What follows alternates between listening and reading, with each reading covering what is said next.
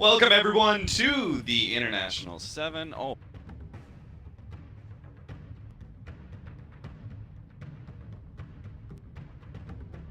Seconds remaining. Alright, sorry about that. Welcome everybody to the International. We're here on stream number D. Close enough. Close enough. Me and Draskell, Dota Capitalist, and Draskell.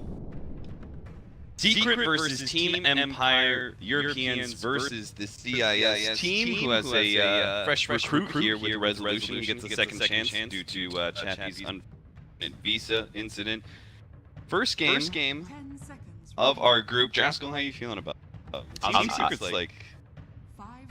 They're pretty good. I would say that they're decent Dota players, to say the least. But going up against Empire, a team who, you know, Virtus.Pro themselves said they felt a lot of people were underrating them. Like you mentioned, unfortunately not able to have the full roster. But I think a lot of people out there would most likely agree that Resolution isn't necessarily a downgrade by any stretch of the imagination. Speaks the native tongue, it'll be easy for them to communicate. They obviously know each other already. They probably pub together all the time. So I'm looking to Team Empire to kind of prove themselves and opening up with a team like Team Secret and saying, okay, this is your first hurdle. Can we potentially get over this? I'm just really curious to see if that can kind of come to fruition. So we'll see what happens. Faces Void, first pick. We're going to follow up with a Night Stalker. We were just having a conversation about the Night Stalker, right? As a 4 position, he just seems so strong and is able to bully out pretty much any heroes. He has a really high starting armor, is able to sit in the mid lane, for example, just zone out plenty of opposing mid cores and just give his own mid laner a lot of time for free farm. It's going to be comboed up with Eventual Spirit, immediately countered with the Kunkka, a 4 position you were actually praising quite a bit. He's kind of a frustrating hero to play against. Oh, I think frustrating is an understatement. When you're playing against Kunkka, it kind of limits, I feel, mostly the mid-hero pool. So you have these heroes like Puck and Queen, which we obviously were seeing in the mainstream picked, and you usually can rely on these escape mechanisms to avoid any of the potential ganks. So even if some hero like Night Stalker is sitting in your lane, it's frustrating, but you don't really die. You're just kind of like, this hero is annoying me, I don't like it, I'm missing some CS here and there. Kunkka just kills you. Yeah. He comes in with an X-Torrent and he's like, you're dead if there's any follow-up damage or disable whatsoever. So he offers something very unique from the 4 position, or sometimes even the 5, I guess, because Kunkka doesn't really need that much to function. I think that's kind of one of the other benefits that he brings, whereas, you know what, Night Stalker eventually wants something. He kind of carries items better than a Kunkka, but he also can do more, I think, during the later stages of the game. But yeah, it's a nice combo with the Void, right? If we're going to be able to get a Chronosphere into a free boat, Torrent combination, a lot of team fight potential, and it feels like that's what this meta is primarily about, right? Is always being able to have lots of team fights. No matter like how early focused or late game focused your strategy is, it always has to have at least 2 big team fight heroes. Not necessarily maybe like Black Hole or Ravage-esque abilities, but you need to have at least heroes that are going to be able to win you team fights if you get the right kind of initiation. And that for me is what is kind of interesting about both Night Stalker and Kunkka. They're both 4 positions that do enable initiation in some way, right? You've got X to be able to maybe start off on a hero or catch an extra hero in some way, and you've got Night Stalker who kind of inhibits vision for the enemy team and presents opportunities for his allies. I do think Night Stalker is probably, of the 4 positions, his teamfight presence is just so good because of things like Darkness. You get a 1.5 second silence during night. Those types of things are ridiculous. His mobility is great. He can scout you out. He kind of brings everything to the table. And I think that's kind of, unless you're picking these very push-heavy, like off-laners, like Darkseer, for example, and things that can spam out the wave in the mid lane, which you see pretty commonly, you kind of need that too in conjunction with some heroes, because if you don't create lane pressure, it's really hard for a lot of the older 4 position heroes that we used to see actually do something. But with Kunkka and Night Stalker, they just run at you. Yeah. They just don't care. It's like, okay, wave's not pushed, whatever. It might be a little bit obvious, but they just have, like, Night Stalker's got the mobility, but Kunkka's got just pure catch. So between the 2 of them, the functionality is similar during like the early mid game. But I'm curious to see kind of how Empire is going to follow this up, because Team Secret traditionally, Puppey being their captain, he's always been the guy who looks at your comp and he goes, I just want to counter your heroes. You know, I'm just Yeah. like, you picked Void, I'm picking Venge, or I'm gonna pick Pudge or whatever, any hero that can save in the chrono. But I think having the 1-2 combo of having a Faceless Void and a Kunkka together, you can't really save everyone, right? Yep. Like, someone's gonna die. You can only sacrifice for one hero. It's interesting. Team Secret picking up the Necrophos, I would say very strong counter to the Faceless Void, whether he is going to be safe lane or off lane. I think we're seeing more off lane right now, but if it is off lane, right, Necrophos in a 1v1 does very well versus Faceless Void. He also serves as that perfect combination of hard lockdown and damage with Reaper's Scythe that Faceless Void just won't be able to undo. You know, you just throw down the Reaper's Scythe, your team follows up real quickly with a little bit of burst damage, and boom, he's down low enough that Reaper's Scythe is just able to finish him off. So it's going to be a tough game for the Void, at least the way I'm looking at it. But with the Necrophos picked up, immediately a counter pick from Team Empire. They get the Shadow Demon, a saving hero of some sorts against that Reaper Scythe. So with the Shadow Demon pick, my brain kind of leads more towards it obviously being off lane Void, because it doesn't... I don't think that you want a safe lane hero with that little wave clear when you're already seeing like Necrophos, now Tidehunter coming out as well. The Shadow Demon Kunkka don't push waves. No. So now you have this issue of, okay, what cores can we solidify in our roster to make sure that we have that balance? Because a lot of the time, you get caught in this one idea of saying, sure, the Shadow Demon, fantastic for saving, like you mentioned already against Reaper. You can make someone not have to exit the game, which is great. You got the boat buff for team fights. But two things, they're lacking damage, and they are severely lacking the ability to kill creeps. Right. And that can come back to bite you real bad against what Team Secret have. Yeah, you just kind of get closed up inside your own areas. You end up getting kind of split pushed a little bit too much. You can't defend somebody, especially if you're looking at a lineup that is going to be pretty team fight focused, kind of stays a little bit of 5-man. I also see the combination here for Team Secret. They have a lot of pickoff potential, right? Yep. So if you combine a lot of wave clear with a lot of pickoff potential, and, well, there's the answer. We've got a hero now for Team Empire that very quickly clears through waves, is able to do so sometimes with little risk, thanks to Manta. Just throw your illusions down a wave, and is also going to be able to deal somewhat with the Tidehunter in the laning phase. Really helpful that you have this high damage nuke that is magic damage to be able to threaten that Tidehunter. And not to mention, you know, having Lunar Blessing against Night Stalker is fantastic. Oh, yeah. Just straight up not having to worry about, okay, sure, if you cast Darkness, you're still going to have the vision discrepancy, but it's not going to hurt you as much to play against NS during the time where his ultimate's not up, because you're not going to have, what is it, like 600 vision less or something ridiculous like that. It's insane. It's super, super strong. So I think a very nice pick to round out what Team Empire currently have as their 4 heroes, obviously saving the mid pick for last. I imagine at this rate we're going to see another hero that can at the very least spam a tiny bit, and Team Secret pretty much looking for the same. I think Secret are a bit more open because their lineup feels very, it's just solid. You got Sustain and the Necrophos. You've got some okay wave clear between the Necro and the Tidehunter. Maybe not the best, but you know, it's good enough. And then you can look to just pick whatever mid one feels is comfortable for this matchup. Yeah, I like Secret's lineup a little bit more right now. I do really appreciate the way the Team Empire have set their lineup up, though, with the Shadow Demon both being as a counter to the Necrophos and providing a lot of synergy with the Luna, which counters, again, the Tide kind of Necrophos as well, and the Night Stalkers you're talking about with the Vision has some good synergy with the Faceless Void as well. I feel like this lineup is like this really cool combination of both synergy with your own and being able to counter what the enemy is trying to do so far. But the big problem is going to be that they have to pick up their mid first here. They're actually going to be banning away the Templar Assassin. How are you feeling about Invoker right now? I feel like it's generally too slow of a hero for most lineups, but with a Kunkka SD, it feels okay. It's going to be the Queen. Yeah. A very, I guess you would say, standard pick nowadays. Yeah. It's just a strong hero. It offers good laning phase. It can TP gank at level 6 very easily. You know, you get that level 25, even though they keep nerfing it. That spell lifesteal is still insane. Offers you tremendous amount of survivability. Very high impact hero most of the time. You can't really go wrong with a Queen pick, I feel. No, certainly not. I think Queen of Pain, Puck, like those 2 mids, you're going to be seeing so much. Puck is banned, so instead we're going to be seeing a Viper picked up by Team Secret. That will be our mid matchup. Not a fun one.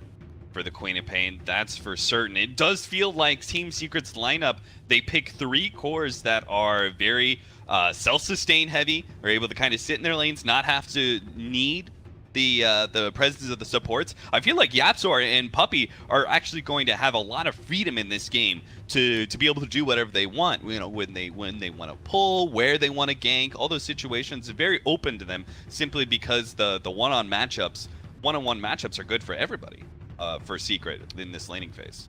It's going to be interesting because as much as you're saying the freedom that Yapzor and Puppey are going to have too, on the other side of it, you have Empire, who still lack damage in the laning phase. Sure, Resolution's going to have that Lucent Beam, which does help a bit, but you're looking at Team Secret's lanes, you say to yourself, what lane do we kill? So are they going to take the opposite approach and say, you know what, we'll stack some creeps. We got a Luna on our team. You know, eventually even Mapochka on the Shadow Demon, if he decides to skill Poison, he can kill stacks. FN can kill stacks as long as it's not Ancients. There's options to play it a bit more defensively, because I feel if you're just running around 2 supports nowadays at the same time and you don't get anything done, it feels like you're so far behind straight away. So I'm kind of hoping that instead of Empire looking for kills nonstop with the Kunkka, and maybe Roger still goes mid, who knows? Yeah. But Mapochka at the very least, I feel, should probably just play this as greedy as he possibly can. Like, try to get to that level 6 really fast. And maybe he wants to go like the Soul Catcher build to help supplement their damage so they can burst these tanky heroes like MP on the net or the Tidehunter. You know, all of Secret's heroes just have so much durability. Are you a prediction fan? Oh, do you fiend the predictions? I don't fiend the predictions. All right. Well, but, you know, I usually leave it up to the main caster because, you know, they get your camera anyway. Well, we'll skip over it for this first round, just because I actually want to piggyback on something you said. I really like the fact that you brought up that when you roam with both supports right now, it feels like you just eventually fall behind.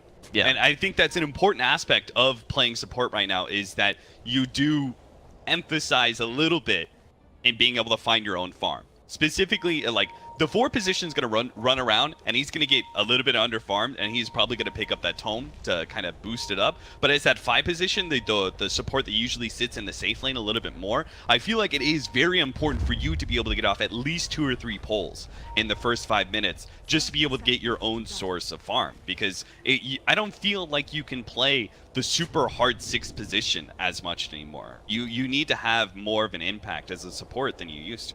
It's really difficult nowadays. I think that position 5, especially like you mentioned, just having to do as much as you need to with so little, and sometimes just stacking can be enough. You know, in this type of game, Mapochka's already up here with Resolution. Interesting wraparound from Team Secret. A late smoke and a wraparound right as the bounty rune's about to come up. They go for the Gush level 1 to try and beat down Resolution here, and are going to be able to push him back. They do manage to pick up said bounty rune. Still gets traded though. 2 for 2, as in the bottom lane, Ghostic was able to snatch that one away from MP's Necrophobe. So, smoking doesn't actually result in any sort of first blood scenario, nor does it give them the bounty rune advantage. But I'm wondering if Kezu's going to be a little unhappy with having Gush level 1 and not getting that first kill, as he now no longer has Kraken Shell or Anchor Smash to be able to defend himself when the supports end up going on him, which is why it looks like Yapzor is going to try and lend him a little bit of a helping hand. I would still say the situation favors Secret slightly, just because they're able to keep both supports in lane all the time. You're making the support soak experience from the Luna. We talked about the lack of damage that Empire kind of has until FN gets his ultimate, until Resolution gets his ultimate as well. So we're talking about Sonic Wave and Eclipse. Those things are pretty much mandatory to be able to get kills, I feel. And when you're looking at a Tidehunter and a Night Stalker in your lane, the Shadow Demon at level 1 can realistically only disrupt. Yeah. And then you hit a Torrent and you get like maybe a level 1 Lucent Beam, or perhaps he ended up skilling the Lunar Blessing. So that you get some damage from that, but is it enough to realistically kill unless Kezu or Yapzor are very far out of position? Well, thank goodness for that pause. I got to look over at mid, and all of a sudden FN was sitting at 90 HP. I'm not exactly sure how Puppey managed to make that happen, but FN's going to have to back out of the laning phase entirely here, pick up his healing self. He hasn't gotten a creep. Yeah. He actually has no CS. He is so sad, because he's already facing a Viper. Now he's facing a Viper when he's only half a level in, and Viper is 2.5, almost 3. So this is already not a good matchup for the Queen of Pain, and he's going into the game with a terrible start. It is a little bit problematic. The cool thing about Queen is even if you're behind, you can always piggyback off of the idea of TPing and just counter ganking someone. Like that can be enough to bring your game back. Gonna see a little bit of pressure being applied in the top lane onto Miposhka, but no real kill potential. I just think that Empire have to play the waiting game. You need your ultimates. Absolutely. Or maybe not. Okay. They managed to find the kill on Yapzor in the top lane. I think he was tanking the pole camp a little bit when they managed to get the disrupt and the torrent on him. So just that little bit of added damage, Miposhka hitting 2 and being able to hit the soul catcher right on. Enough damage for the kill. Luna adds so much damage to your laning phase that it's actually, you have to play that so careful. Even if you are Night Stalker and you've got so much starting armor and all that sort of thing, you still have to be really careful just because the soul catcher combined with Lunar Blessing actually outputs ton of damage during that period of time you're locked down. It looks like they're going to try and do a full sandwich here onto FN.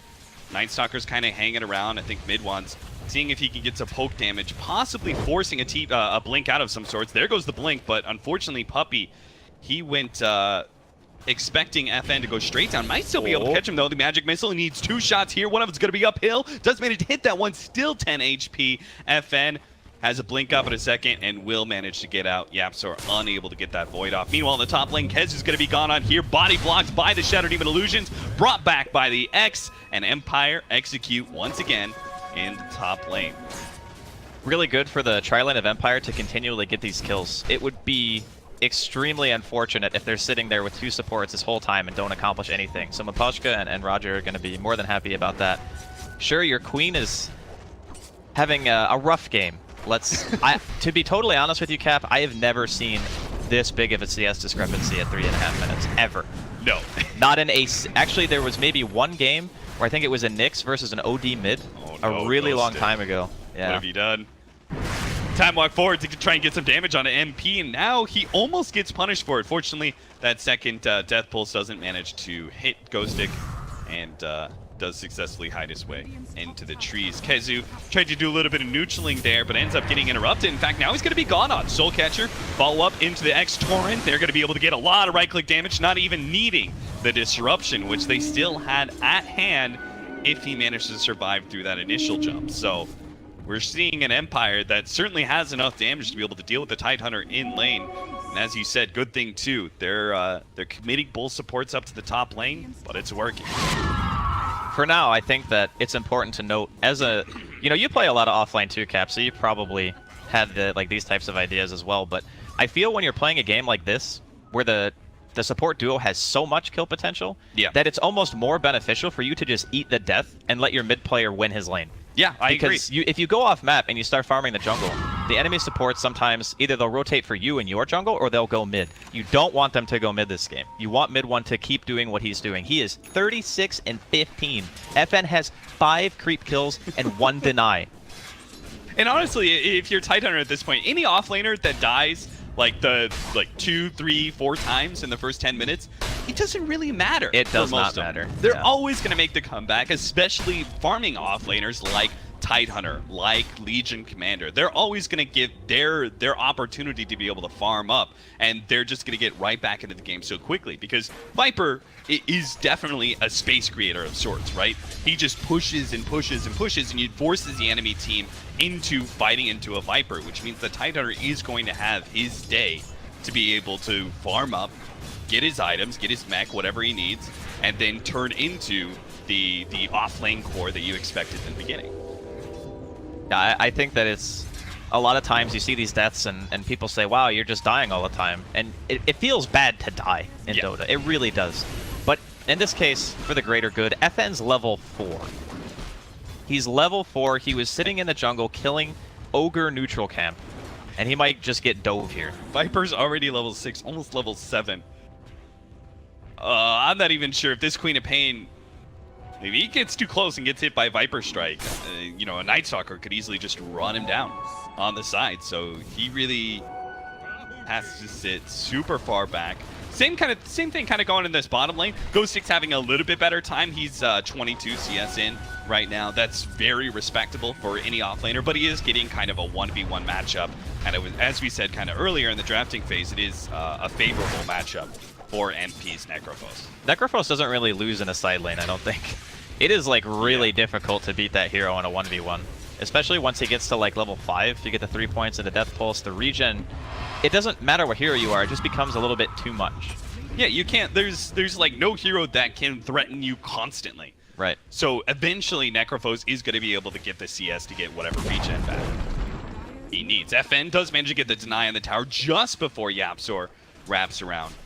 Could have potentially caught him, as he does have a 1-1-1 build instead of the 2-0-1, prioritizing the silence nice and early. We are going to have a TP coming in here. Roger is deep behind the tower and could be countered by TPs, but the first one in is Puppey. He immediately gets disrupted. YapzOr is going to wrap around from behind and manages to catch Roger, slowing him down, hopefully enough for his team. Yep, there goes the Gush, and mid one will gladly take the kill. Not like he was far enough already, 58 and 18. Now he gets an extra kill to it. It's really cool the way that Secret played that, because they bottom. Okay. Nice setup by Resolution, but MP does manage to get into the trees, and now they're going to have to throw down the Chronosphere as well. That's two really big, long cooldown ultimates to kill MP's Necrophos. I'm sure it's a little bit worth it, but you would much rather have just only had to use one there. Definitely preferable to not have to use both, but it kind of feels like if you're gonna throw the Eclipse, you may as well throw the Chrono, because where's the damage if you just Chronosphere? And, you know, Resolution's ultimate is a dub. True. So I think the movement from Empire here is on point. They saw a rotation towards their safe lane, and they go, okay, we don't really want to fight here against mid one's Viper right now. It seems a little bit risky. They showed they were willing to TP on the side of Secret because the mid tier 1 is dead on Empire. There's no reason really for a mid 1 to kind of sit mid anymore, so they're just looking, right now it looks like a pick. As mid 1 and Puppey are currently smoked up, potentially looking for something, and they're kind of also waiting on KheZu to hit his 6. So once that happens, I would imagine that Secret keep applying this tower pressure, because that's what Viper does best. He hits the tower, and you look at a Viper and you go, well, he's probably going to get this kill here on Kunkka.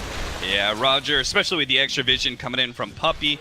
They just need one more shot, and they get it. So that may have signaled that they do actually have that aggressive mid ward. Meanwhile, top lane, KheZu being chased down. Resolution does have the beam coming up. They managed to get vision for a second. KheZu diving into the trees, but is now in open field. Will be caught.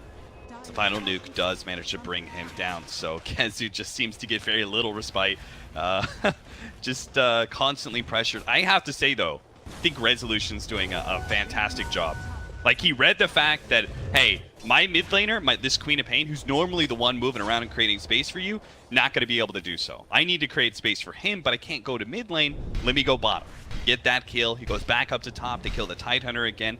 They're pretty much doing the only thing they can that's available to them with their mid lane being so utterly shut out. Very reminiscent of the old era where we used to see a lot of safe lane gyros, and they would get level 6 or 7, and they would just instantly TP and try to get a kill. So kind of bringing that logic into the newer age of the safe lane here. But still not really that big of an advantage in regards of overall net worth, even with the, I would say, pretty gigantic mid difference in overall CS. Obviously, Queen of Pain has a bit more flash farm potential. You got the Scream, you can blink around, you can hopefully control the runes a bit. He does have his ultimate here, looking for MP. He's standing in a good position, though. This kill would be so big, Roger. They are going to be able to Chronosphere.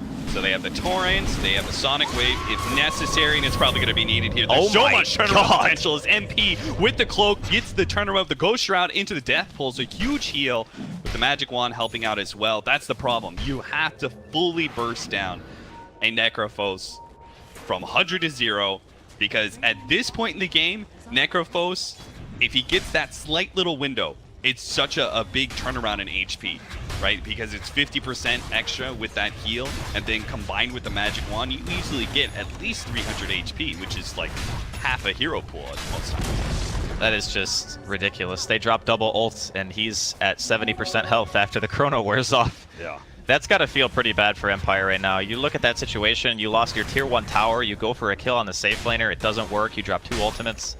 KheZu's does have Ravage here. They see him and they just run. They're like, nope. They thought it was going to be a potential kill on Necrophos. Turns. Have you been seeing some of the Necrophoses lately, by the way? I played a game with MP, who's been spamming it a couple times here in pubs, and Matumba Man as well. They've been getting Radiance, like second item. I think it has a lot to do with the fact that the hero just wants to deal damage by existing. Like, a lot of the time, you don't really scale Necrophos in damage. You typically scale him in survivability. So when you think of it that way, a hero that lasts a long time, Radiance is just gonna be good on. And the hero benefits so much from just the healing potential of having like Death Pulse. It sometimes gets you kills in team fights. You pop your Ghost Shroud, you're healing for just insane amounts. So I think there's a lot of synergy, more so with the new Necro than the old one. And you've got the miss percentage as well. Roger is going to be gone on here. Void, Magic Missile, should be a pretty easy cleanup kill for Team Secret. 3-5, 12 minutes in with a 3K gold lead, and towers are beginning to drop. Empire's losing a lot of map control very quickly as now these cores are fully online. Necrophos has his big magic defense with Hood of Defiance, so he's got that shell. Viper is near unkillable. He's got 1500 HP with maxed out corrosive skin, so magic damage does nothing to him either. And Tide, classic Tide, even if he doesn't have the levels or the farm, can kind of just sit in the front. He's got Ravage. Will pop it when they end up going on him. So pretty much all towers seem to be going uncontested. I don't think Empire can actually stand against that. All they can do is just push the other side of the map. They need the kitchen sink. They just need to dump everything. I think it's almost more... Oh, they have a sentry down here mid. Yeah, they do. They did manage to catch Kezu here, but Yapstor is already out. Good TP from Roger. There's no way that Kezu wants to blow Ravage just to kill the support here. Yeah, nice read of the situation there. But I was going to mention, I think they want the Kunkka to hit 6 because they actually need boat damage. They need damage so badly that their support Kunkka needs to hit 6 before they take a team fight. Like, that is a rough situation. We're going to be seeing Pipe most likely finished on the Necro at some point. Looks like he's going back right now for just the Rod of Atos. But oh, I love that item. Yeah, love it. It's fantastic. Disruption, Soul Catcher, but the Tidehunter's here. They're going to try and burst down Puppey. They do have the Ravage available. Kezu's going to hold on to it, though. The FN blink out just in time. MP TP'd onto the Shrine, meanwhile, and is going to be able to find Miposhka. That's guaranteed kill. Reaper's Sight is successful, bringing him down, so a little bit of extra death timer as well. Necro, man, what a hero. You cast all your abilities, and if you get the kill, you're back at full mana anyway. Yep. It's as if nothing ever happened, Cat. Yeah, you just kind of keep running around and keep killing things. Oh, it's so hard to play against that hero, just because you have to commit to being able to fully kill him. If you don't, he's just gonna farm up and get up to full HP, whether he gets a hero kill or a bunch of creep kills. He just kind of goes and goes and goes. He's an Energizer Bunny. It was the perfect pick for this situation as well. Like, Secret read the draft perfectly from even the second to third pick. They just realized, hey, if we have super strong lanes, Empire are gonna really struggle until they have all their ultimates. Gonna see a big fight here, though. Roger, trying to get up to his shrine, they're just gonna leave him behind. Oh, yeah. He's not gonna activate it. He knows it's a waste. He knows he's mega dead. You run into that many heroes at Team Secret at this point in the game, there's no fighting. Just have to go somewhere else, and that's exactly what they do. Resolution goes to push out top, and we have our Faceless Void, Ghostic, pushing away at bottom. This is the ideal situation, I think, for Empire, is if you get away with just losing a support and you're allowed to have cores on opposite sides of the map hitting creeps, that's about as optimal as it gets, given your start. So now it's going to be, do we fight the Roche, or do we choose to fight the Tier 3? It can be pretty dangerous to go into a Roshan fight against Secret, given their lineup, and like the sustain of having MP, you have the saving mechanisms, although Puppey is not quite 6, he's very close. I'm really curious to see how Empire decide to go about that. Do they actually want to contest Roche with all of their ultimates, or do they say, high ground's the best shot we got? Well, it looks like Secret aren't going to give them much of a choice here. Because the cores are on the side lanes, they're going to force high ground here, see if they can actually force the cores back, and it becomes, in a way, a game of chicken to see if you can successfully force the cores back as you attempt to go high ground, or if you're going to be caught trying to play a little bit too over-aggressive. They do manage to force most of them back. Resolution stayed up in that top lane with his Mask of Madness. Gonna hide in the trees and wait for another opportunity to push out top. Meanwhile, Empire are looking for a chance at a pick off. Unfortunately, this Torrent isn't gonna land on Puppey, and Secret do protect themselves enough not to bleed any hero. They really gotta make sure of that. Oh, well, I guess it wouldn't be that big of a deal if they lost the support. I was gonna say because they're like 5-7k up, but they're actually only probably 2k. How are they doing this, Draskell? Okay, so the biggest thing about Viper, and this happens a lot, and he has one of the biggest stigmas of win the lane, lose the game. You know, that used to be the saying, right, for Viper, because what he does is he sits in the lane, he's very hard to deal with in the first maybe 10 to 15 minutes. But what happens nowadays is that you start transitioning out of sitting there and just being this unkillable flying snake into killing towers. And when you're running around the map with your team, you're not hitting creeps. They're going to drop a chrono on mid. They're going to get this kill on Kezu as well, so that means no Ravage. He's up in about 30 seconds. Not sure if Empire are going to pursue this, but this happens a lot to heroes that dominate the lane that don't have flash farming capabilities. So like Razor and Viper and these other heroes. The enemy mid has wave clear, and you don't. So eventually they just get creeps. You're running around the map with your team hitting buildings. And this is why like the Ludo is such a great pickup, right? Because it does clear through waves so efficiently as a carry. Our Queen of Pain is beginning to pick things back up. He's sitting at 5,800 right next to MP at 6K. Like, things are beginning to look okay for Empire. They are going to have this awkward timing, though. They just blew Chronosphere, and, well, I guess that's the only long cooldown ultimate. It's just Chronosphere. Tidehunter is back up, so we'll see if Secret want to force a fight somewhere. I'd say that's probably the optimal Chrono. If you can get Kezu and prevent a swap, that's the best initiation I think you're ever going to get. They're just going to go again. Apparently, Kezu's just not going to be able to get his Blink Dagger that he's so close to. I kind of want him to just go back to the Creep Wave and see if he can get it, but it's not going to happen. Soul Catcher and gets brought down. Did you mean mech, by the way, when you said Blink? I did. I was going to say, I was like, I didn't know if I was looking at the wrong hero or what. I was like, wait a minute. I was literally still looking at him for like the last 30 seconds leading up to that gank, and I was like, all right, let's talk about mech and how that's going to add so much. Blink just came right out of my mouth. The synergy is insane with their lineup. Like, you can tell what their game plan is. They just want to try to be able to 5-man. But Empire, slowly but surely, they're pulling it back. They're splitting up the map. They're making sure that Resolution has all the space in the world. If he wants to come to a team fight when they have Chrono up, I think that's probably their best odds. And just making sure you have the lockdown. The damage is up now. They have everything at their disposal. They have the Sonic Wave. They have the Eclipse, the boats there. I think the next big hurdle for Secret is just getting the waves out enough and feeling comfortable to really pressure the next objective, because they still got tier 2 in the safe lane. They got tier 2 in the bottom lane as well on the side of Empire, so they haven't really lost all sense of map control. If they're able to be out and about, they're still in it. And these, I want to talk about these Mask of Madnesses, both for the Luna and the Faceless Void. I feel like it's such a perfect item, not just for these heroes, but also for the situation they were in, where they were down by so much and they needed to just be able to split push and kind of farm away. It's such an efficient farming item for its cost. The damage and the way you're able to just clear through creeps very quickly, especially for Luna, but Faceless Void as well. I say Ghostic has kept up his farm pretty admirably, despite the fact that he's been running around looking for kills and hasn't succeeded mostly. I completely agree. I think the Mask of Madness choice is pretty optimal. On Luna, you see it a lot more, I think, than on the Void. But you can just think of it as, it's kind of like a mini Midas. Yeah. You know, you're just getting so much value out of the item as time goes on. You're able to stay at a high amount of health. You don't have to show in the lane all the time, allows you to neutral. The item is kind of at that stage where we're almost 6.83 again, where you just want to buy it because it's so freaking good. Yeah, I like that, especially since neutraling feels kind of meh sometimes. Yeah. Like, if you're just a hero that takes too long to neutral, it's just not worth it. But Mask of Madness makes it super fast for especially the heroes like Faceless Void, who would normally be quite slow at it. Kind of setting up here in the bottom lane. They're all sitting behind, or most of them are sitting behind FN. Queen of Pain, as he pushes out bottom lane. Secret are not going to be taking the bait here. They're actually going to move out to the top lane, go straight towards the Roshan pit. They have successfully read Empire's movement. That is a Deso Viper. Yeah, that's You do not see that very often. That's one way to push high ground. I mean, it's also a nice way to be able to kill Roche a little bit faster, because they don't have a medallion, I don't believe. Yeah, because Yapsor went for the Force Staff. He went for an item that's going to allow, you know, maybe you force out of a Torrent Boat combination to save somebody. Right.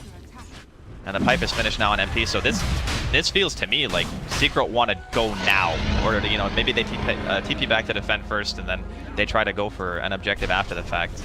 But this is, you know, Empire are definitely applying the pressure even still. I don't know if the Aegis is going to be enough.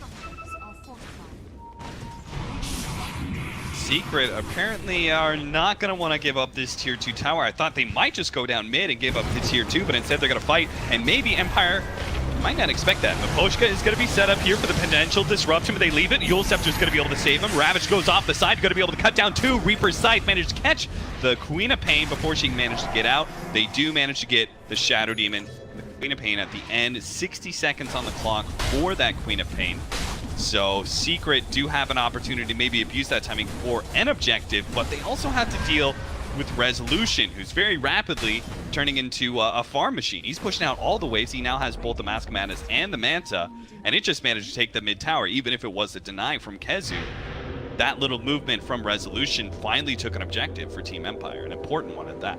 He's been very good at reading the map this game. He's pretty much always been in the right spot at the right time, hasn't died at all. I mean, sure, his lane, you could say, was pretty easy. He had a tri-lane versus essentially a solo Tide, but just his movement, keeping the lane pressure up. As a core player, especially a Luna in this game, it's a necessity. Like, you need to pressure the lanes. If you don't, and Secret are able to walk to your tier 3 with 2 out of 3 lanes pushed out in their favor, that's bad news. Yeah, and you can see Resolution.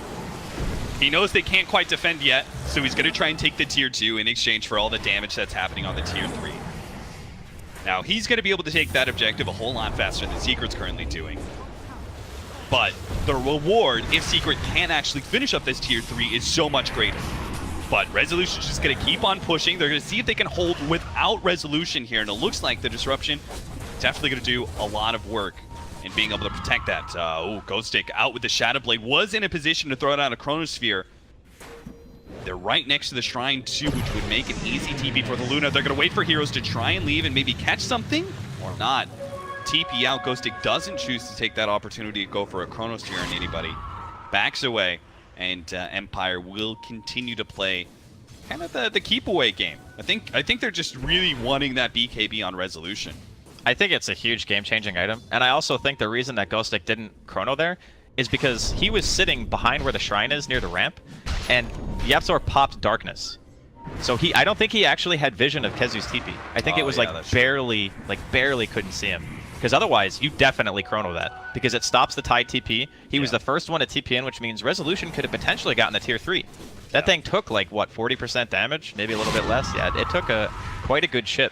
And he's also probably not feeling comfortable with, like, his position there. Like, you know, what if they do have He was Sentry, walking some back sort of and vision? forth, yeah. Yeah, it's game losing if you die as the Void there, right? So, definitely one of those situations that there was an opportunity for high reward, but there was also a lot of high risk involved with him being positioned there. And, Miposhka actually aggressive force that from YapzOr, puts him in a bad place. The Reaper Sight is not going to finish him off quite yet, but they do manage to get the right clicks in, but now they're fully committed. The Chronosphere onto 2. Kezu counters the Chronosphere with the jump in with his own Ravage. Does manage to get off the Sonic Wave, but it doesn't matter. There's too much sustain from Team Secret. Empire get back to their shrines, popping 2, but it's still not enough. They have to back away even further as the shrines can't heal them up enough. And Secret are able to beat now onto that melee Rax. Resolution's finally here, but it's a bit too late. The Rax is already gone, but Poshka's back in it with the Disruption. Lead on onto mid one, cost him his life again just to be able to get that out. But with the sustain offered by MP, Secret, they seem invincible. Empire just don't really have a good way to go on anybody now. They have no Chronosphere, no Sonic Wave. Resolution by himself can't possibly kill the Zeros. Well, they can only get 1 Rax because they have tier 2s in the other lanes. The unfortunate part about that whole situation, okay, so first, Resolution, he had enough money to buy his BKB. But when you're in these types of situations where the enemy team is pushing a tier 3, you don't want to TP like 10 feet, right? Yeah. It just feels like such a waste because you know you have to get out of base again and immediately be able to push out lanes. And you need your TP to get out of that. So you need to save it. And because of the Force Staff forward, killing the Shadow Demon, it kind of made Gostic feel like he needed to chrono to try to make something happen. But there was just no damage because Luna wasn't there. So it made it look a lot easier than it probably should have been for Secret to just waltz up and take that. Because if the Luna had been there, they get the damage out, the Eclipse, they probably kill at least 1 person before the chrono ends. Yeah. And if that happens, you know, we could have seen a completely different fight. But when you're down a person and mid one still has that Aegis in his inventory, it's a lot more daunting to walk in with no chrono and no Sonic Wave. Yeah, for sure. I mean, if you can actually kill, say you kill MP, then boom, there goes all that sustain. You can't actually man fight as Resolution against the Viper. If you kill the Viper, then there goes a lot of the damage. But unfortunately, both those cores staying alive kind of makes a duo that is too formidable for Resolution for now. But he is that big late game farming core, and he is beginning to get out of control. He's working towards the Butterfly next. 26 minutes in his farm is pretty respectable, sitting at 15k. The Viper at second, sitting at only 14k, despite all of the various objective gold that they managed to pick up. He's actually going for an AC, which is a great choice. Bolster up against the inevitable physical damage that's going to come from the Luna. Speaking of Luna, she's going to back straight into this smoke. What a terrible position. Secret taking advantage of it. They need to be able to jump forward and slow down Resolution somehow. They throw out the Ravage. They say it's worth it just to be able to get this core, but he gets off the BKB, so the Reaper Sight's not going to be enough. Can he actually output the damage to kill anybody here? Not even close, and he doesn't have his ultimate either, so even if he buys back, the threat is just not going to be as real. Team Secret are still limited by those tier 2s. They're going to have to deal. They're going to go up to the top lane to try and push that one out so they can actually force up buyback from the Luna. It's a tremendous amount of pressure that Secret have been applying basically since minute 0. A lot of it you could go back and say, sure, if FN didn't have such a struggle of a laning phase, maybe they could have impacted the game a bit more. But you have to still say, Empire's recovery in regards of overall net worth was admirable. Like, they overcame one of the biggest mid discrepancies I think I've ever seen to bring FN. Like, he's not top of the net worth, but he's in a really good spot considering the circumstances. And yeah, the unfortunate part is Resolution popped everything before he died. So now this defense is going to be, I don't want to say impossible, but it's certainly not going to be easy. No BKB, no Eclipse, no point in buying back, that's for sure. And it seems like Secret are going to let up on that push. Spend a little bit more time farming. They've got some big items coming in. Looks like the Reaper Scythe is going to be... Reaper Scythe, Jesus. Aghanim Scepter to upgrade the Reaper Scythe. It's going to be coming in pretty soon for MP. That Assault Cuirass is also a huge upgrade. The Roger and Empire do manage to come forward here. They get the X onto the Viper. Is this really the hero they want to go on? Not really. They got a poke and a prod. They do manage to get the Chronosphere. They'll swap back down the clip, but they are going to be able to blow up at least one here. Now MP, the next target, does pop. A little bit ethereal to help him against this physical damage. Resolution puts forward. He's already on to half HP. It's getting a little dangerous. They need to try and finish up MP. The Reaper Scythe goes down, but the BKB is still up, just barely. Resolution gets away, turns around, gets a little bit more damage out, and now it's just a full-on chase for Empire. Finally, they've won a team fight, and they need to catch as much as they possibly can to make this all worth it. Looks like Kezu is eventually going to go down here. There's no real escape for him, so they're going to be able to get 3 kills off of that team fight. A huge swing to the favor of Empire, but if they're not careful, they may actually lose a hero of their own here. YapzOr unable to get off the silence, though, against Lincoln. That was a very, very good timing for Empire because they didn't have Ravage yet. So, like, if Ravage was up for that fight, you saw the way that Kezu blinked in. Yeah. He had really good positioning if he had his ultimate off cooldown, but unfortunately it just wasn't the case. So they were able to take out MP. And I didn't really think about this before, but Time Dilation destroys Necro. Oh, it does. Like, you wanna cast Death Pulse a lot during team fights. It's only a 5-second cooldown. And that's before the talents that let you lower it a little bit more if you choose to. I think it's his 25, yeah, so like by 1 second. There's not really a good, like, if he gets Lotus Sword, he removes the Time Dilation, but it doesn't really do a whole lot else, right? There's not any huge single targets that you're going to be blocking away. You don't want to go BKB because it affects your Ghost Shroud. It's kind of like just not a real good winning scenario for MP. He's just kind of always going to be screwed over by that. You just want someone else, like maybe, you know, Puppey gets it, maybe YapzOr eventually buys one, but he does also have a Glimmer in his inventory on top of that. So they have methods of saving, and it took a lot to take down MP, even, oh, they're going to catch FN here. He does not have the silence, though. Obviously, to throw the silence down to block the Lincolns. They are going to be able to get the swap back, though, so maybe they can kill him. Yule Scepter and a blink, not forward. To the other side, no. At least you can say... Going to be looking on the bright side for Empire. He didn't get Reaper Scythe. He didn't get Reapered. He also managed to dodge the Viper Strike and the stun with a single Yule's cast. That was definitely cool to see. But yeah, you're not getting away from that. That's just troublesome. But in the meantime, another Roshan sneak. This time it's going to be from the side of Empire. They're not killing it super fast, but they have a tier 2 in the bottom lane. So if Secret were to contest this, they needed to be here a little while ago. Yeah, the exchange is not that bad, right? I'd say it's actually better. Yeah, to be honest, because okay, you have an Aegis on Resolution. He can just go in, you know, YOLO, doesn't have to pop his BKB, and then Cheese as well. Yeah, this is a. I would say they don't get caught. YapzOr here does manage to stop Boshka. That's one Ghost Stick. Looks like his Shadow Blade is gonna be enough to get him away, just barely though.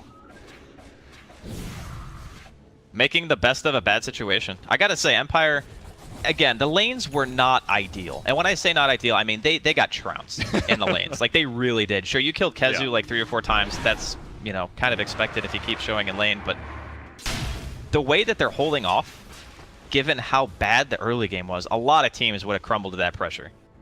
Yeah, it's amazing what they've managed to accomplish. So little move. So little room to maneuver in this map. Yeah. They just were able to farm up a lot of space for resolution. They just kind of created. They got a couple of very key kills with their combination. Chronosphere and Eclipse, or Chronosphere. Secret are beginning to stall out a little bit. They still have, I think, all the mechanisms. Oh, he actually changed it up. No Aghanim Scepter for MP, actually goes for the Force Staff instead. And just has a value point booster for now. It's a solid choice. If you looked at the way the last fight went, when he got chronoed, he still died, but well after the chrono dissipated. So giving himself an additional save and not having to be completely reliant on getting swapped out, I would say is still a pretty big deal. Supporting cast have Puppy hasn't actually upgraded into Solar Crest, picked up drums, and is now looking at a Ghost Scepter.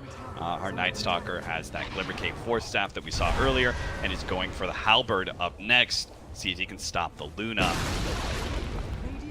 I really like the new change of the Halberd and being able to disarm before BKB, especially since you know with a hero like Night Stalker, you can actually move pretty far forward and get that Halberd off. Right. It also helps remove Linkens, which means he can get a silence onto the Queen of Pain easier.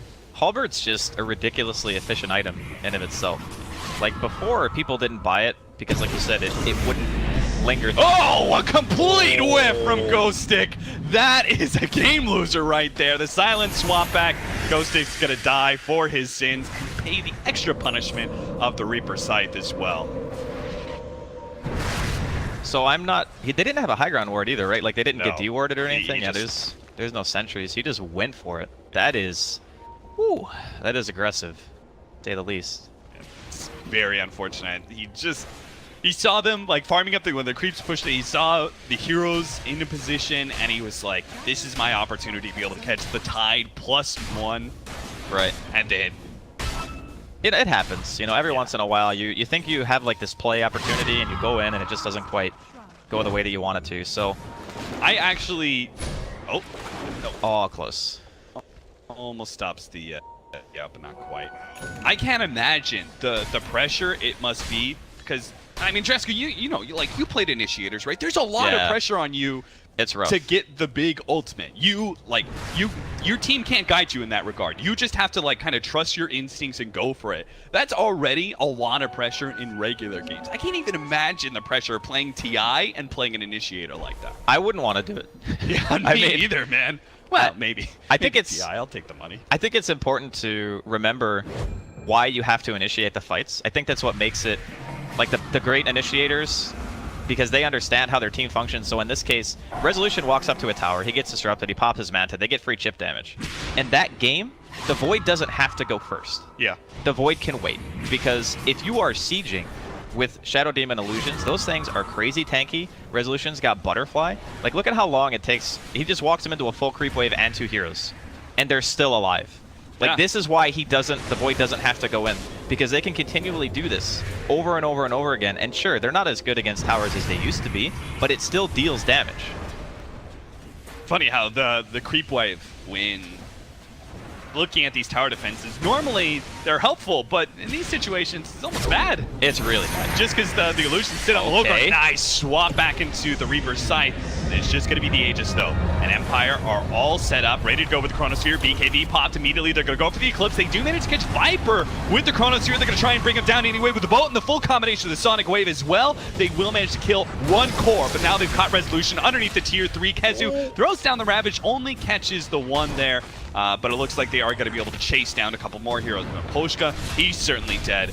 And looks like that will be all. The rest of Empire are able to get out. So that costs him an Aegis, plus the death on Resolution, which is going to stall up his farm a little bit. And they didn't manage to finish up either tier 3, which would have been a huge swing if you can unlock those shrines and give yourself even better opportunity to control that Roshan pit in other areas. The most unfortunate part about the team fight for Empire is mid one didn't have buyback. Like, if they had managed to get out of there, and the Ravage hit Resolution at such a perfect time that he couldn't get off the cheese. If he popped the cheese, there was turn potential because his entire team was behind him, but as soon as the Luna drops, you no longer have that really durable front line. You can't afford to be sitting there anymore, so they kind of just lose, you know, 1 or 2 extra heroes on top of that. So it gives Secret a bit of breathing room, but that mid tower is basically dead to rights. If Empire walk down mid again and they're able to get to that tower without Secret taking something other somewhere else on the map, it's gonna die. And I still think that, like you mentioned earlier, there are a lot of nerves because most of the time, you know, maybe Resolution just wanted to use his Aegis, and maybe that's why he walked up to the high ground. But with a Shadow Demon, it's been a while since people have played this hero a lot competitively, but you don't actually need to walk to the high ground. You can just Illusion Siege forever. And if the enemy team doesn't have a way of jumping you reliably, they will just eventually get whittled down. As a result, Secret, they managed to win that fight. They're up by 6K, but they are not really having the same control of the game they once had. 6K gold lead is nothing at this point in the game, especially when you're facing such strong scaling heroes like Luna and faces Void. You're beginning to get some bigger items. We say the Shivas, for example, on FN. He was looking at a BKB earlier, but opted for the Shivas instead. Kind of help out against some of that physical damage and minus armor coming out from the Viper. Faces Void with the Diffuser Blades. Some huge upgrades to damage. They are going to find a free pickoff here on Roger. But, and again, free pickoffs really aren't just free pickoffs when you've got a Necrophos on your team, and he adds that full 30 seconds to your death timer. This is actually painful because he can't buy back. Because the mid wave is pushing in, they're going to be able to just walk top. It doesn't matter if, you know, the creep wave, or there's 2 or 3 waves on the way to Secret Space, they don't care. Like, they're just going to sit here and hit the building. They are going to keep going on Resolution, see if he can maybe trade, as he's going to run his illusions to the tier 3 at mid lane. Once he opens up that tier 3, it's really easy to cut down those barracks, so they can actually just trade. I think they could even go like 1 for 2 if a Secret don't actually back up. The TP got canceled. TP got canceled. Viper ends up getting caught in the Chronosphere. Ghosty is going to back out. They don't get a kill out of that one, but they do stop the TPs, and that means MP is completely undefended. Resolution just brought him down. It's actually going to be able to take a full lane of Rax here. The TPs are slow to come through, and Resolution will take those 2 down. He's going to make it out. BKB TP out, and he's away. Just like that, MP bought back and everything, but he didn't even have the Reaper Scythe up, even if he was there to stop that TP. What a huge play. They lost to tier 3, but they killed 2 tier 3s and took a full lane of Rax for Empire. They forced a buyback. Yeah, they forced a buyback out of MP. He TP'd in the front. He got Soul Catcher eclipsed. He just got evaporated. You can't pop Ghost Shroud against that. Like, you just die.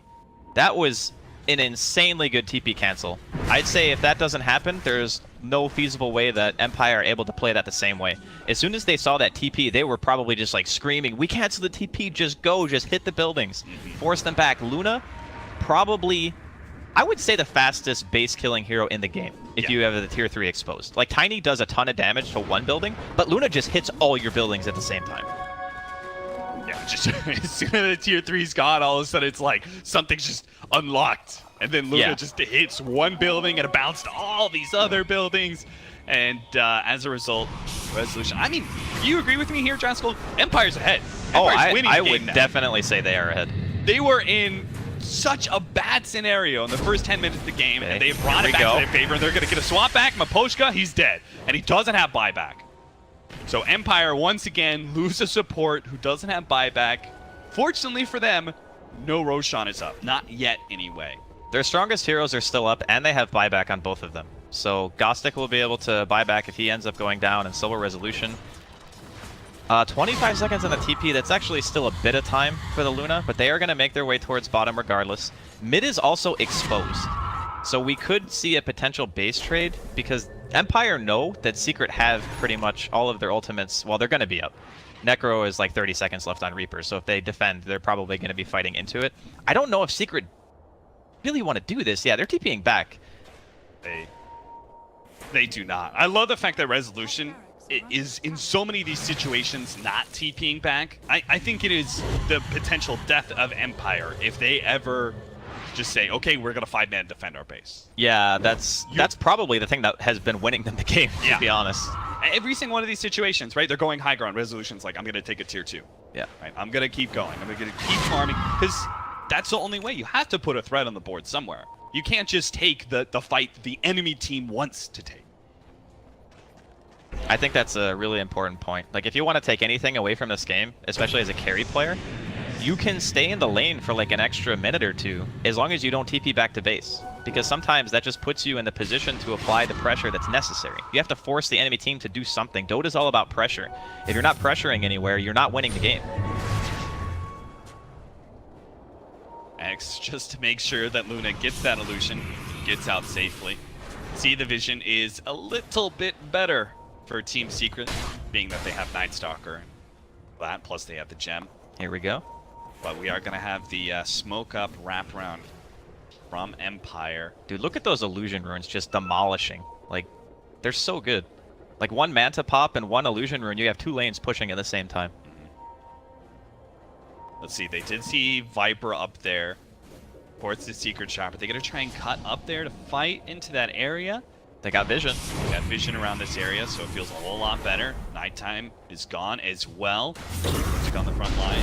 It's going to be able to get the Chronosphere onto 2. They see MP. They go for him first. Throw out the Sonic Wave. Unfortunately, Resolution got caught at the tail edge, but it doesn't look like it matters at all. The 2 in the Chronosphere both end up dead, and it looks like they're going to get Yapzor as well. That's going to be a gem dropped, and Empire in full offense mode against 3 heroes with no buyback.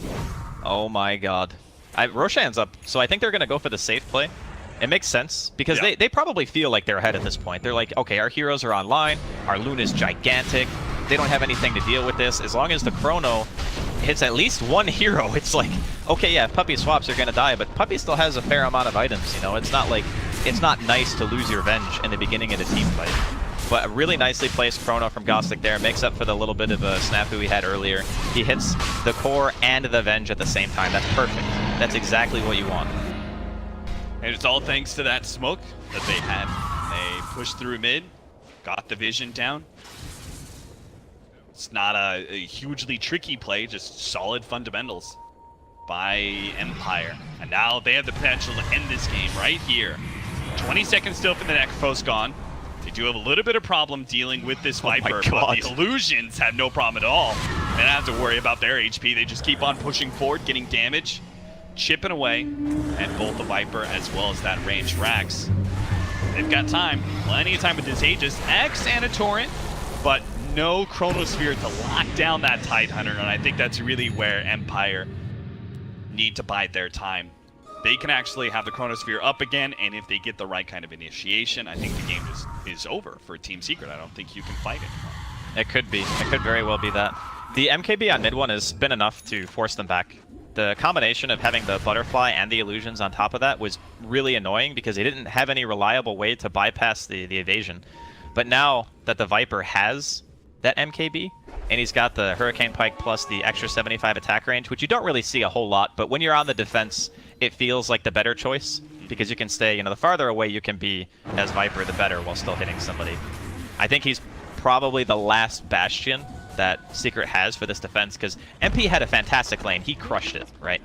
But he can only do so much now. If he's chronoed every single team fight, and he's eating like a Soul Catcher and an Eclipse, you can't really do anything about it if you can't buy BKB, right? Yeah. Which we already talked about earlier. You don't typically want to buy BKB on Necro. Yeah, because then you can't actually use Ghost Shrouds, so very awkward. And just look at the lanes. Like top lane, there's just illusions already.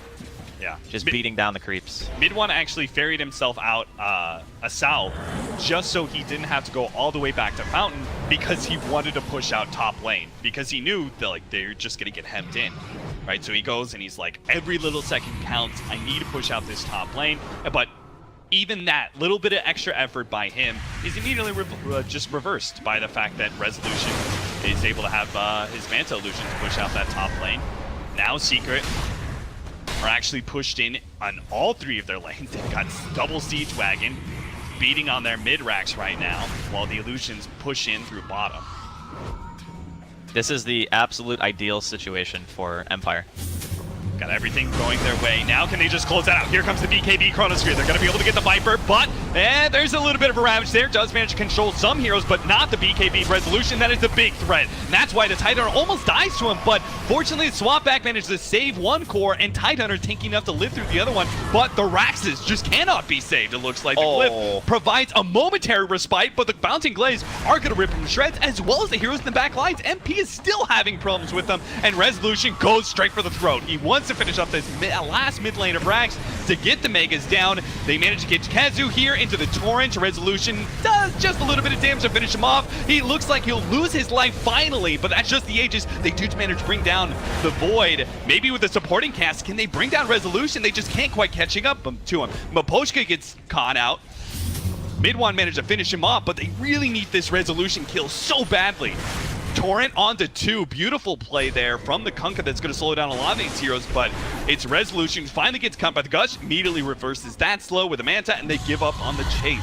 Yes, Secret held ever so barely with just a range Rax at 400 HP, but they didn't get anything big that changes the nature of the game for them. And even with those 2 heroes dead on the side of Empire, there's no Roshan. And now they got to push the lanes out. That's really the problem. Like, they need to kill creeps. The Luna and the Illusions just pushing side lanes all the time. It's slowly but surely just kind of choking them out of the game. They're not able to find as many opportunities to take fights because they have to worry about, like, Mid-One bought a Mail Soul. They need this kill. They need this kill so badly. Yapzor ran into an Invis FN and they got him. So they get a Reaper's Sight again. Not really that game-changing by itself, but it's a drop in the bucket.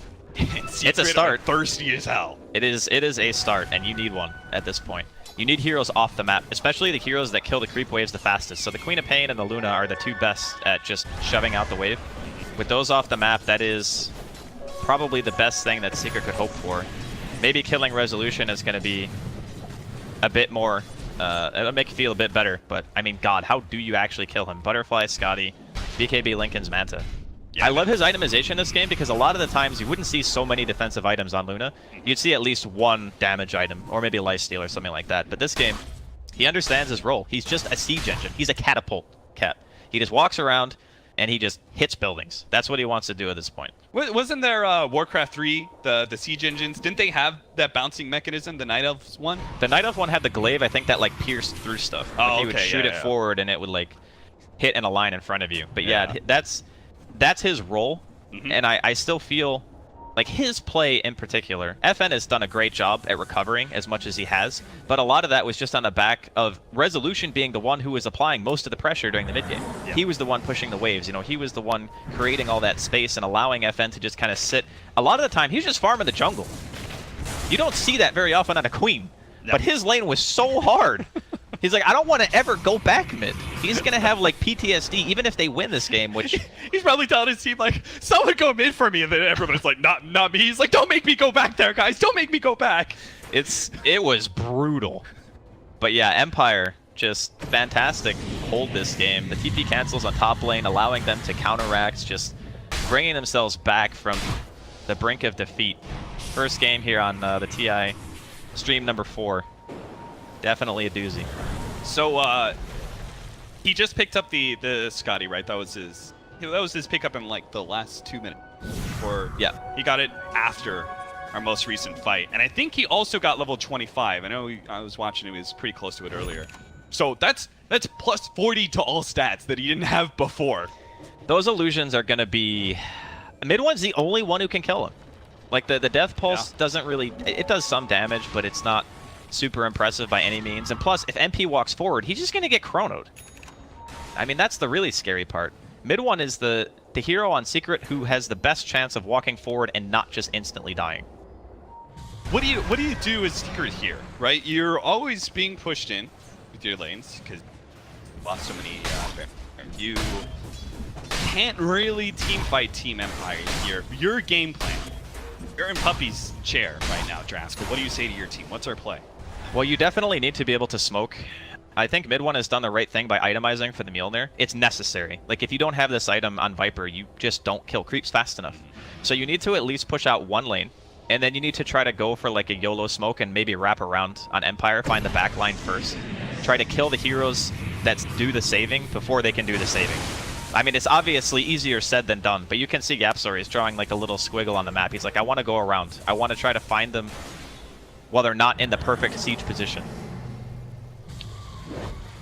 Are you willing to use, say, Reaper's Scythe to cut down the Faceless Void?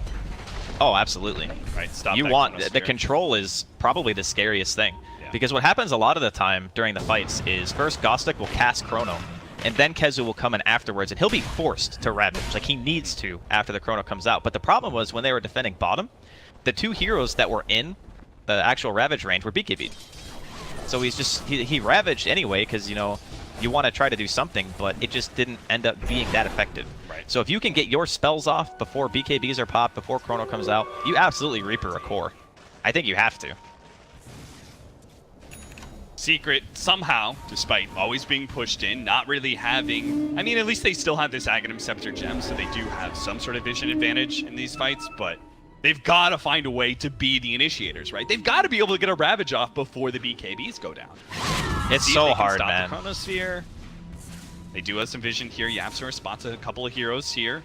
Roaming forward with his Glimmer Cape, they're going to pop the Ravage here. BKB goes off first, so KheZu is going to be the target of this Eclipse. Meanwhile, the Chronosphere does actually catch a couple of heroes. They manage to cut down the Shadow Demon. That's really worth it for the Chronosphere. He does manage to get off one Ravage, throws down a second one, controlling up Resolution beautifully. Can they bring him down, though? He's at half HP. Pops Manta, rips KheZu with Sundal. It looks like it doesn't even stand a chance. Secret just fall to all this physical damage that Resolution is putting out. He finally gets the kill off the mid one. As the Lightning bounces it around, they do manage to kill several of these heroes and maybe even catch FN. They're trying to chase him down They're now. base, Gets the though. Void. Oh no, the Linkage, it wasn't up yet, but it looks like he's still managed to get himself away.